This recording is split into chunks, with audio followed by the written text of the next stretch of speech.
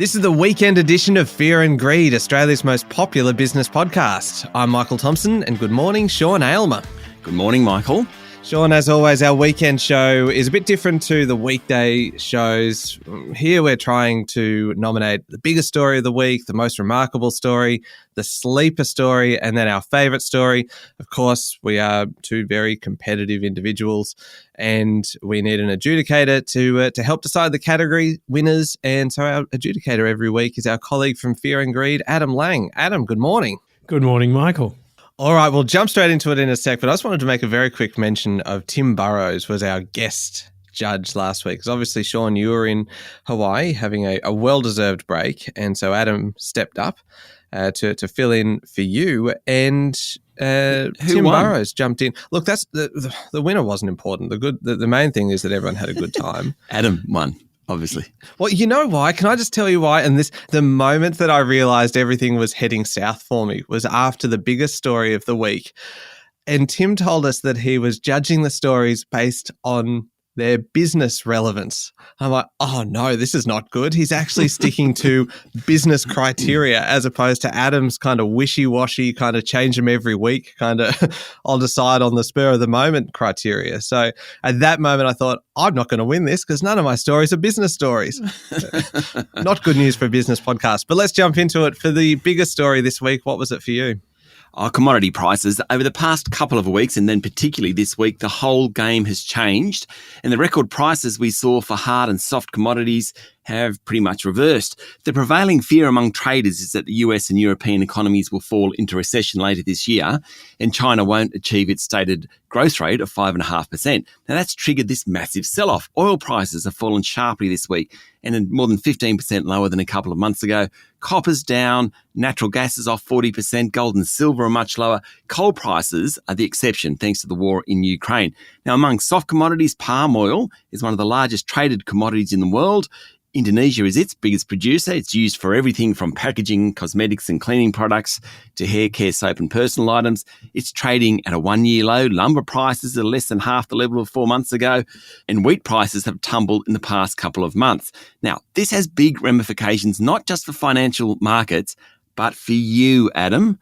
Petrol prices have started to drop. The cost of food and ingredients and renovations and building costs, they'll all be affected. Transport costs will change. The dynamics of the economy is shifting, and this could actually be the thing that breaks the back of inflation.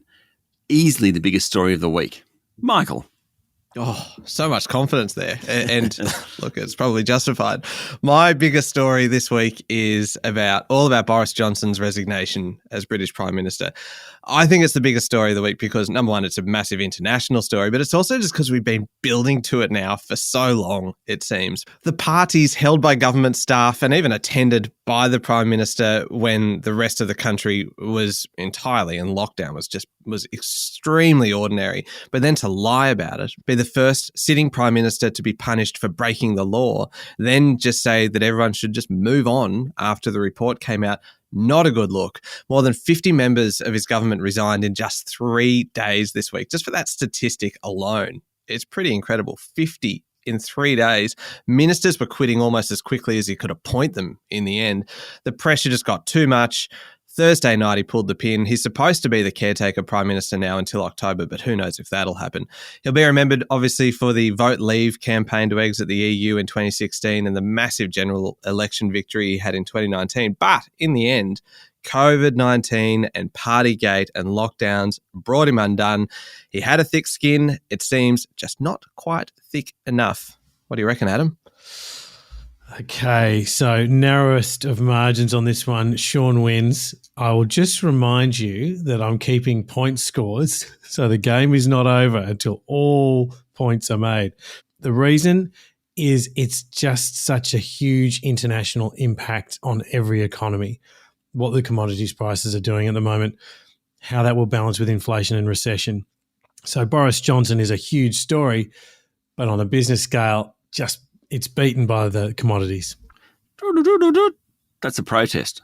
I'm throwing a protest in. How can this be barely a win by me? Oh, come on, sorry. Just take it. Just take it and move Boris on. Johnson is an international geopolitical story and we're a business podcast. If I lose on points on the back of this, I'm going to be really dirty. No, to quote the big man himself, you just need to move on. It's time we all just moved on, including you, Sean.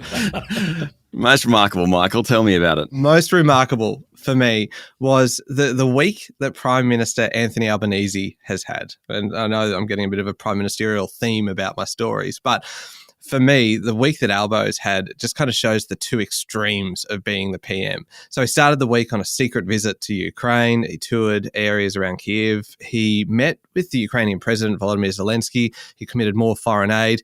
He was under a really extreme security blackout while he was in Ukraine. No one was really supposed to cover the fact that he was there. There was no kind of contact in or out, really. As soon as he left Ukraine and returned to Poland, he was straight on the phone to New South Wales Premier Dominic Perrottet about the flood crisis around Sydney and to the north and south of the city. Criticism started to mount pretty much straight away about him being overseas when there's an emergency at home. Then he gets back to Australia and is straight into the flood zones. And it just kind of showed he was having to walk that very fine line between international and domestic politics. What I thought was actually really good to see was Dominic Perrottet, a Liberal Premier, not getting into the politics of it, saying the Prime Minister was doing important foreign relations work and was on the phone to him as soon as he could be, as soon as he was back in Poland. He said he doesn't care about the personalities, just about the outcomes. Great. I thought that was fantastic. And then on top of that, all of that's going on. And then Mr. Albanese is then dealing with questions about rising interest rates and the economy and COVID surging again. And just left me with one question, really. Who would want to be Prime Minister? Really? Sean? Isn't he just doing his job? Yeah, but God, that's tough, isn't it? Like you think you're doing the right thing and visiting Ukraine and then you get hammered at home. And I just think in a job like Prime Minister, you can't win. You can only do your best and just hope that it's enough in the end. But that's not remarkable. That's just being Prime Minister. Oh, you don't think the job of Prime Minister is remarkable? Goodness me, you are a tough marker. I'm glad it's Adam judging this. May I ask that you leave the judging to me? Righto. No, a bit feisty this morning, clearly. Look, the most remarkable story for me is how much money Steve McCann, the CEO of Crown Resorts, until this week at least, made in his 13-month tenure in the top job, about $12 million. This, of course, is the company that's been through royal commissions, state inquiries, has had to pay tens of millions of dollars in fines, including one of $100 million this week, and hasn't been able to open its Sydney casino. Now, none of this happened on Mr. McCann's watch. There's nothing illegal going on here. He was brought in as a senior executive to help right the ship. Now, about half the money he got was as a sign-on bonus, a little less than half, and the rest was because Blackstone purchased Crown, which meant all his options were vested. Good on him for making the money. But for shareholders of a company that is pretty much in disgrace, it's just a bit rich. Remarkable. Now, Sean, can I ask a quick question? Sure. Was Steve McCann just doing his job? Ooh. Yeah, he was just doing his job, but the board of Crown, outrageous. Oh, well done, Adam. So this one's going to Michael, and it's because both individuals were doing their jobs, but this one, I think Albanese's week is even more remarkable than Steve McCann entering and exiting with $12 million. So Michael gets this one. What's remarkable about being a Prime Minister? This show's turning into a schmozzle. Okay, Sean, enough of your protests. We will be back in a moment with this sleeper story of the week.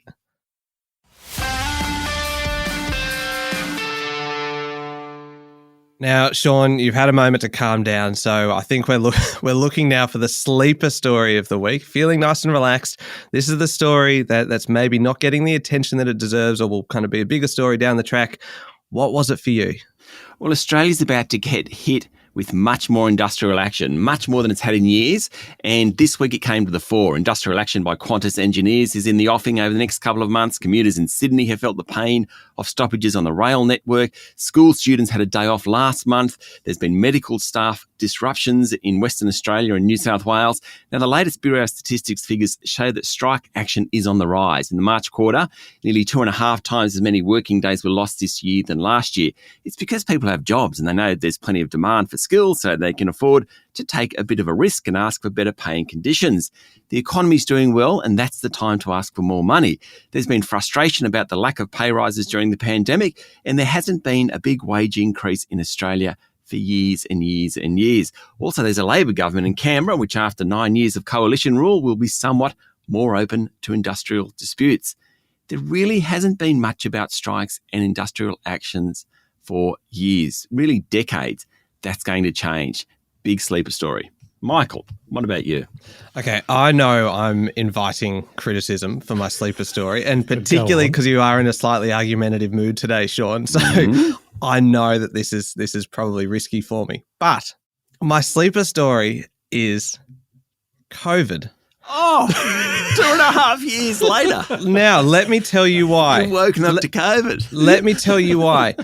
Because, and it's a slightly unusual choice, yes, I agree with you there. But what I'm saying is that it is COVID numbers, right, are a sleeper story in comparison to where we were in, say, January this year, right? The massive Omicron wave was all anybody talked about in January this year. But now the numbers are heading back in that direction. But it's like people have forgotten that COVID is still here. Even when it has such a massive impact on supply chains and finding staff, if you need proof that it's a sleeper, look at the third jab numbers. There's still around 5 million eligible Australians that haven't had it. So the third Omicron wave is here. It's more transmissible than before. Hospitalizations are rising quickly. There's a jump in intensive care patients. Case numbers overall are spiking. Hopefully, the news that everyone over 30 will now have access to a second booster shot will help get some attention and kind of shake people out of this kind of acceptance that, oh, this is just kind of part of life. But yes, we still need to be dealing with it. Take it from a sleeper to a headline and just encourage more people to get out there and get vaccinated. So slightly unorthodox story for a sleeper, but it's really in comparison with where we were, say, 6 months ago, when really the situation that we're facing right now is not that different from where we were back then, but just no one is talking about it in the same way they were. Adam. Good choice, actually, Michael, but Sean wins this one. I think the sleeper story really is about industrial disruption and disputes.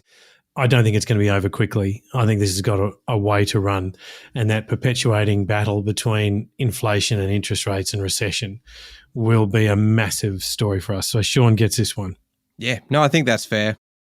You two, don't try and be nice to me. You know I'm feisty. We've only got one more category to go. Michael, I'd like you to go first because I want to end off the last voice that Adam hears. So go on.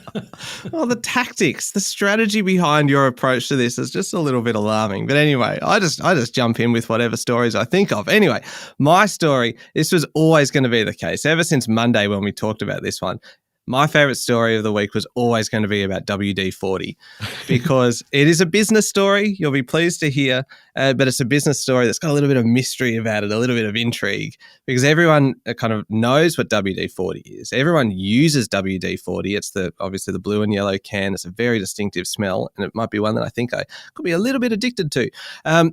Gary Ridge, who is the CEO of the company, is stepping down this month. He's been in the job for 25 years. This is the best part.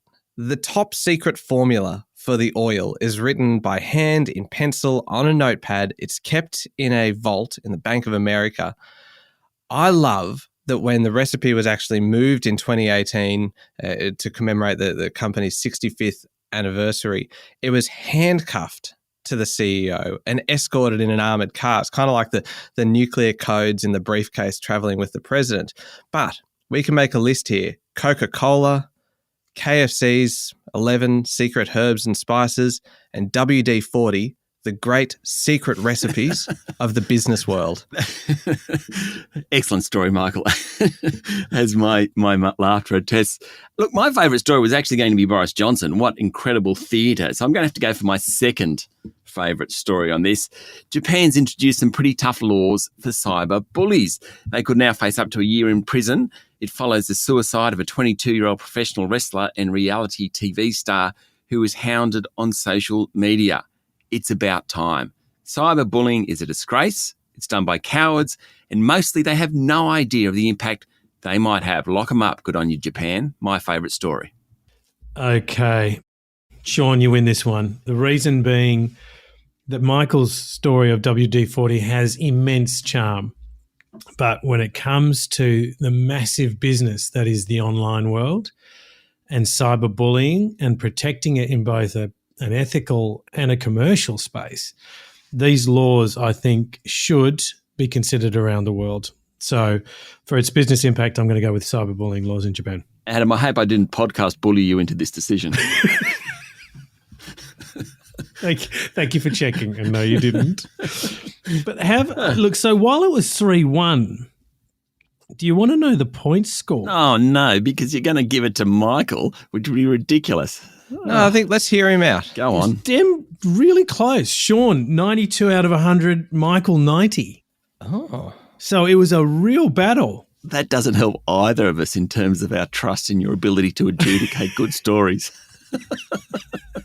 3-1 and there's only 2 points difference. I don't really understand that anyway. It's maths, Sean. That is pretty interesting because I won 3 of the stories and Michael won 1.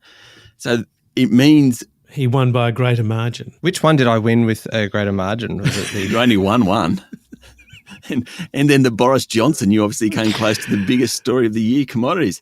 Anthony Albanese's week. All right. Okay. Well, look, I think that's it's an honourable victory. Well done, Sean. Thank you, Michael. Thank you as well, Adam.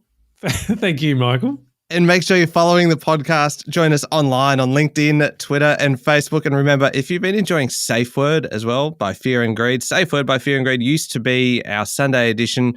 It is no longer available in the Fear and Greed playlist. So if you're looking for it, you can find it wherever you listen to podcasts. It's out every Thursday. Just search for Safe Word by Fear and Greed. I'm Michael Thompson. Have a great weekend.